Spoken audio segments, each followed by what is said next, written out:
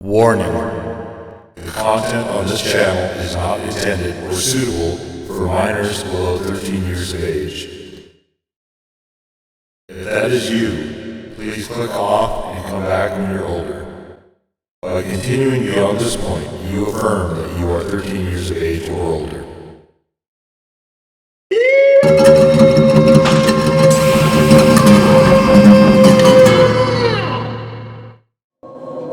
What's up? What is going on, Squares? We are now, I think, at the end of a very, very long road. This video will not have gameplay at all. So this is basically going to be me reacting to the diary and me reacting to the trailer. I will not be playing anything. I have played through that in the first 7 parts of this. We have finished the game. We've got most, if not all, of the achievements possible to get.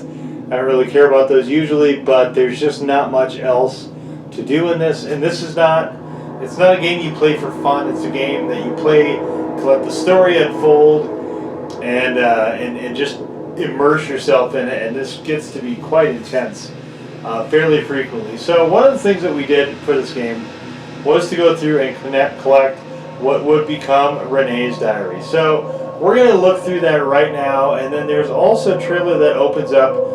I think it's a trailer, I don't actually know what it is.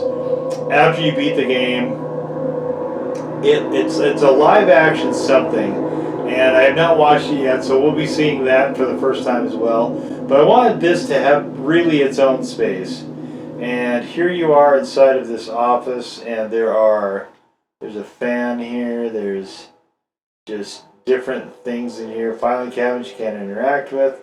There's a record player over there, ashtray, stamp. So this is one of the offices, in fact, that you will go to towards the end, one of the doctor's offices. So let's go to the Town of Light, and let's open it up, and we're just going to let it go.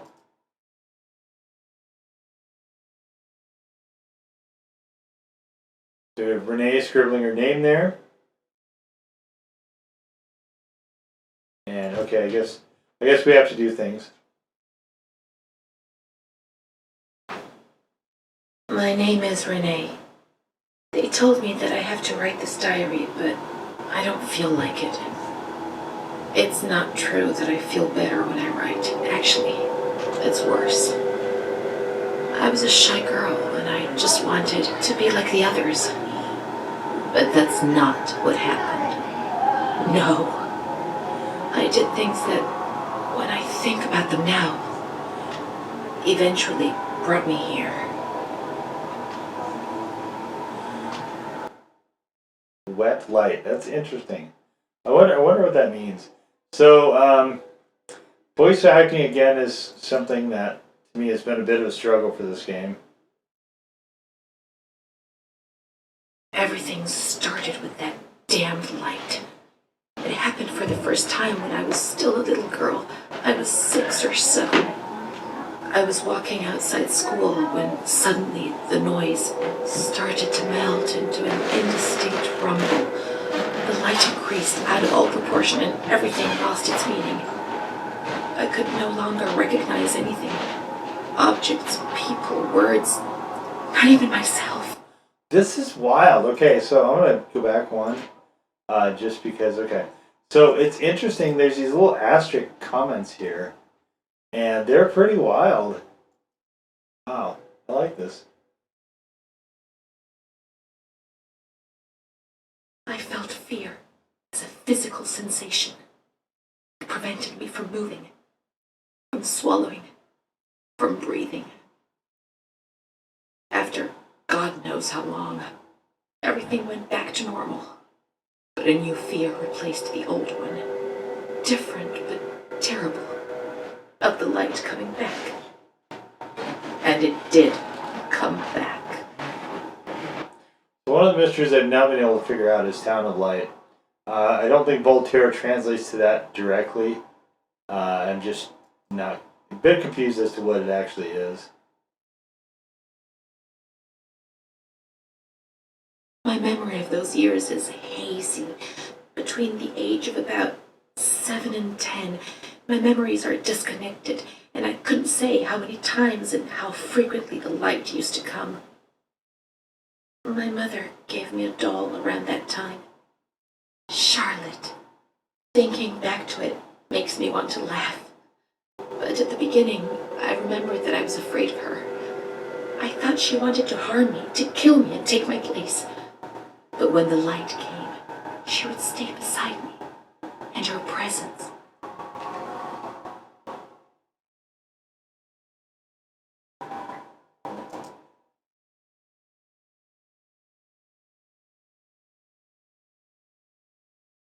Did not disturb me. I was able to talk to her, and so she became my best friend. At least until I was in grade 2, when everything changed. She didn't laugh at me, and if I had to say something to my mother, I asked her to say it.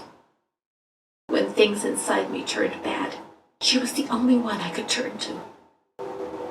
Now all of this makes me blush, but Charlotte was a real friend to me. This is intense, this... I knew that she was just a doll. I wasn't stupid. But at the same time, she was real, too. I don't know how to explain it. It's difficult. We've gone from black on white to white on My black. mother would cuddle her and tell her things. This is crazy. I guess she was trying to communicate with me. But back then, I was too afraid to understand it. Wow. This diary is insane. Wow. I didn't tell anyone about the light. I don't even know what to say about this. I knew that something terrible was happening to me. I thought that I would die, and the shame I felt was so deep that an uncontrollable restlessness took over me. I was afraid when other people were nearby. Wow. I saw fingers pointing, Stunning. mouths laughing, Just stunning. condemning me.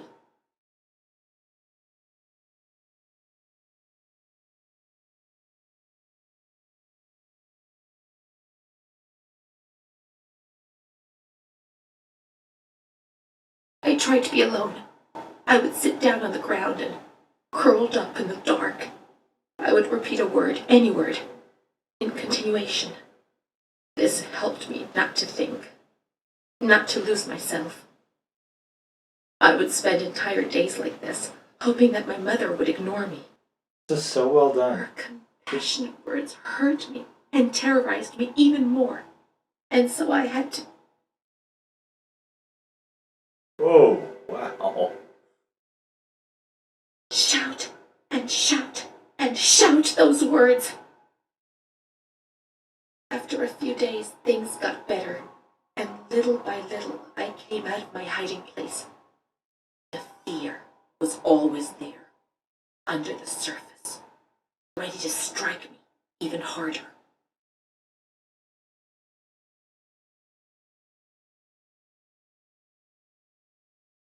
I remember a recurring dream from that time. I used to have plenty of nightmares, but this particular one was so real that even today, I ask myself whether it could have possibly been just a dream. I was in bed, enveloped by the warmth of the blanket, in the dark, about to succumb to sleep, when I heard the bedroom door open. I turned to face the wall and did not have the courage to turn around. Oh, there's a face in there too. Guys, I hope you're picking this up. This diary is just visually just incredible.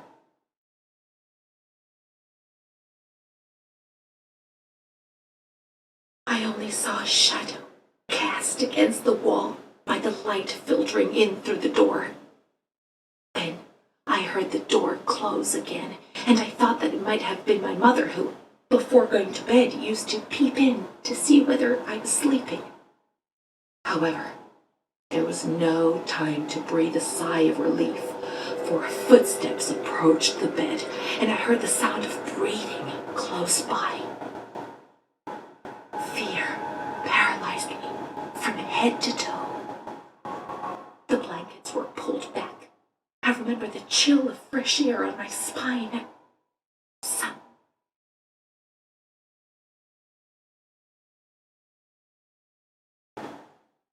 Then the dream finished.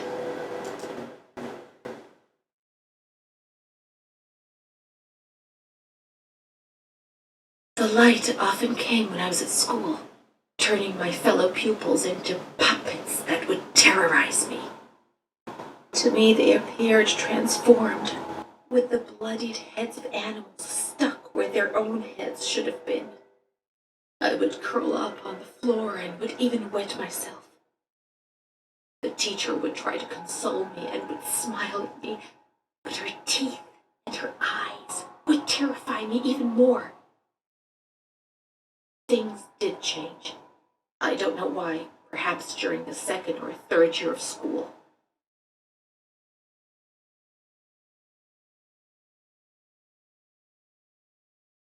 It was more or less in the same period that I became friends with Bruna. I remember the sensation of joy I experienced when I felt almost normal. The light isn't coming. The dreams have gone, and I have a real friend, one who speaks to me.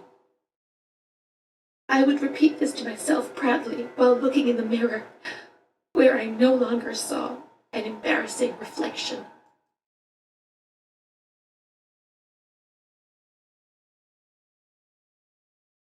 It seemed to me that the world was a difficult place, but it was no longer impossible. Bruna. I did not understand what Bruna saw in me, especially as she was almost 2 years older than me. I would tell her this every now and then, and she would joke about it, saying, "Nothing. I don't see anything in you, which is what I like about you." And then she would hug me.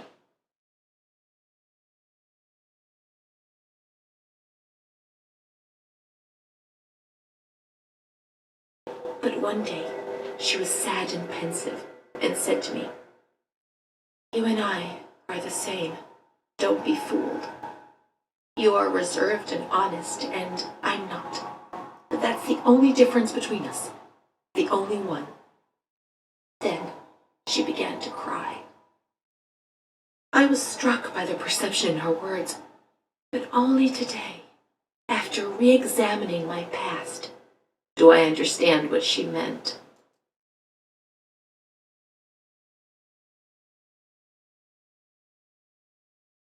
I no longer considered my body as something disgusting and ill. Far from it. I began to look at myself, to caress myself, and smell my own skin. I began to explore and experiment, finding physical pleasure. My ideas were not very clear, and I never spoke to anyone about these things. Bruna, however, spoke about them. She boasted about her love stories and her young men. To my eyes, she was very lucky, always being wooed. This is still second or third grade. Did we jump here?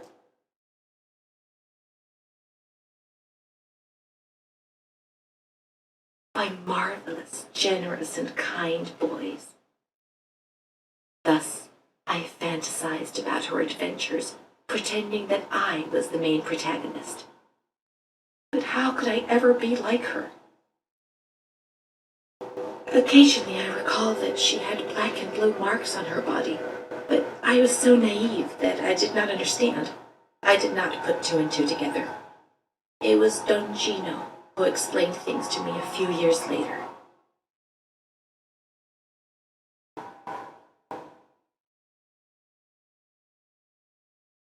He told me about Bruna's father and brother, but I was already very ill.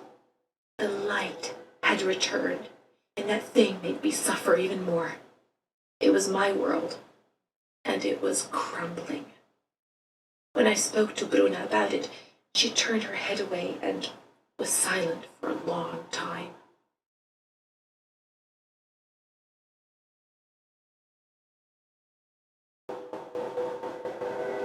Prince Charming doesn't exist, Renee. At least not for us. I was 14 years old. I didn't think it was possible for a boy to look at me and desire me. When he asked me if I wanted to go for a walk, I didn't say anything. I didn't even have the courage to look at him.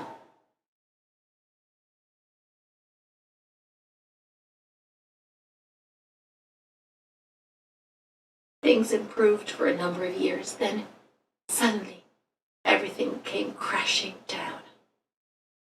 One evening I came home drunk, and the following morning a terrible crisis overcame me, all of a sudden. What had I done? I was terrified. I thought I'd lost my sight. The light burned my eyes from inside.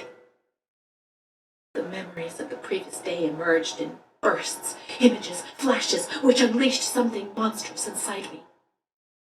Repetition of words was no longer sufficient. Now there was a voice in my head which repeated them louder than I did, and they were words of accusation and blame. So I covered my ears and shouted and hit my head against the wall and threw up.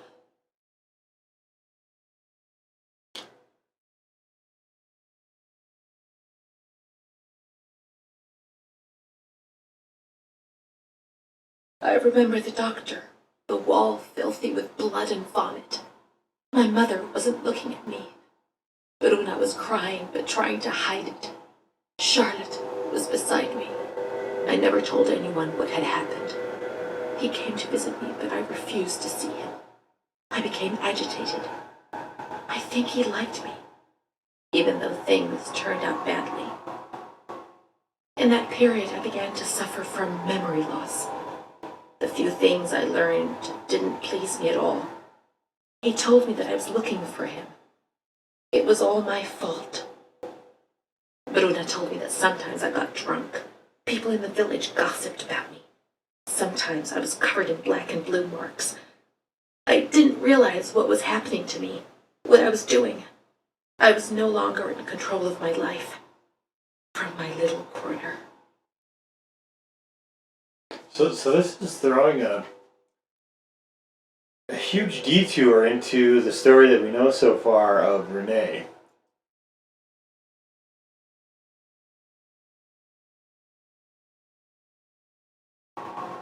He felt accused, hurt. I chased him away. I insulted him.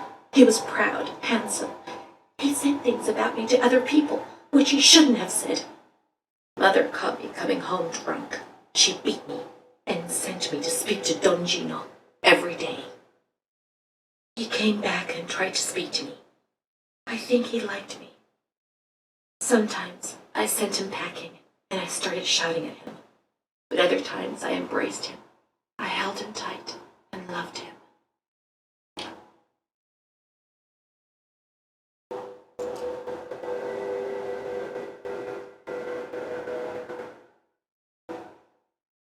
But he couldn't bind himself to me. I was 16 and ill. I had no future. Translation issue there. I didn't get out of bed for weeks. Then I did things I was ashamed of. I slept with men. The guilt tore at my soul. And the light came back to torture me. I invented stories to justify my actions. I couldn't bear my own weight. You know, this is better. So what is on the page is better than what is actually being said by this voice actor. I'm not sure why they changed that. This has happened in a couple other places as well.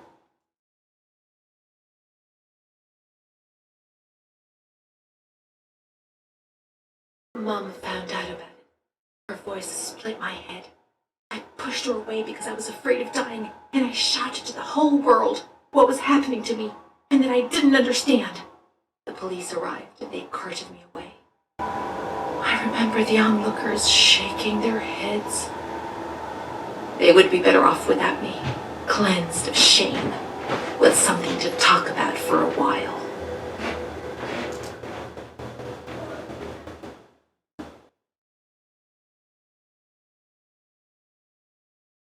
Okay. So that makes more of a mystery, I think, than that actually resolves things. So we still don't really have a handle on who is this Renee person and what a relationship is, the real relationship to Amara and the nurses and the staff and even the doll. All right, so there was the diary, and again, parts that were like visually, it was just fantastic. I don't know how you would ever do it better. The voice acting, again, I don't want to be too critical, which is, I suppose, somewhat funny for me to say, but you know, it diminishes and it dilutes the impact of this, which is quite tremendous. Okay, so we're gonna watch this in the corner and see what this is.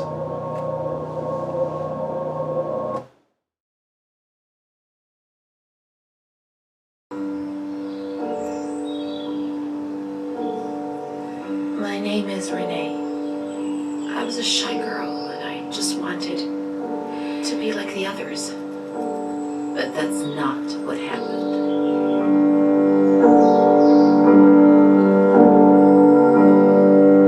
So here you live above my mind. I wish you heard that my mind is trying to read yours and easy. This is the actual facility. Oh wow, look at this. Soon I'll meet you and become the one you love.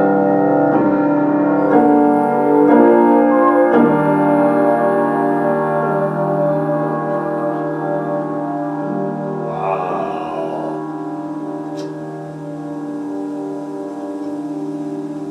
We're growing so we have lost while looking for ourselves. The time is endless, it could take forever. I will find you, I will find you, I will find you, our home, our heart. I will find you, I will find you, I will find you, our home, our heart.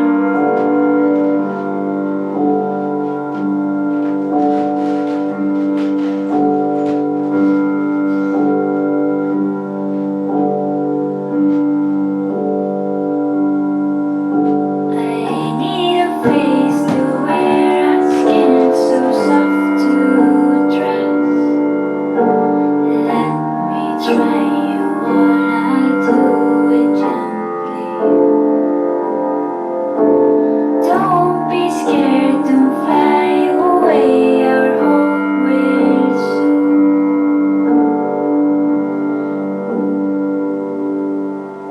be where our heartbeats find this life together.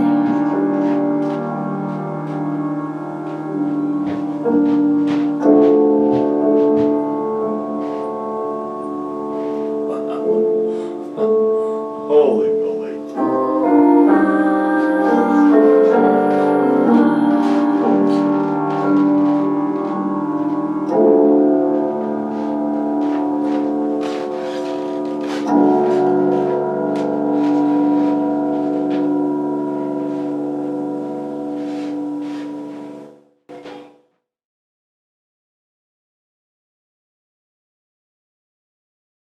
That was cool.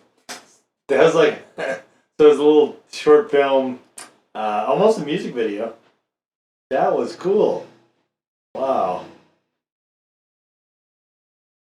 But with footage of the actual, yeah, this is just, I mean,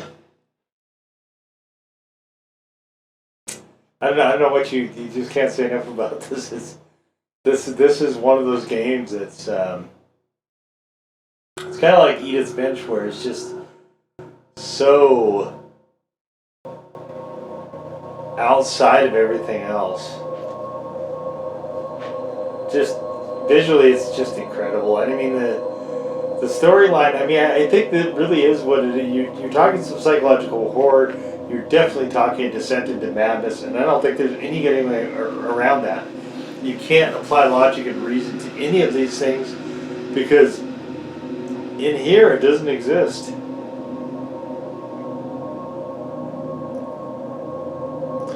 And yes, at cross purposes, you know, where you have the facility, maybe they're trying to help, and, you know, someone who's struggling to understand what is reality, not even the nature of it, just what it is.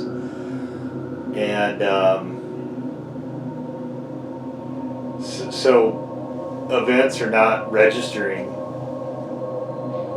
as they happen, but through this filter that is inescapable. And so, like a lot of this doesn't make sense, and I think that is really resonant for the mental illness stuff itself. So, this is a game, like I said, it's often unpleasant. It's not a great treat to play all the time, but I think it's a game that everyone should play anyway.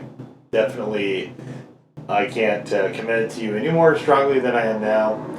It's certainly a must play. And like I said, the Luce Dolko, just tremendous. I hope he continues making games for a long time to come. And if he does, I will be there for all of them. So, but we're going to call it good right here, guys. This wraps up the Town of Light, Part 8, where we've gone through the diary and the music video short film thing. And in prior episodes, we've gone through the alternate sections and, of course, the main storyline as well. So definitely check those out. And this is an intense game, and it's affecting enough that I actually am going to take a small break, I think, from games for a little bit after this. But we will be returning for sure, and stay tuned for that.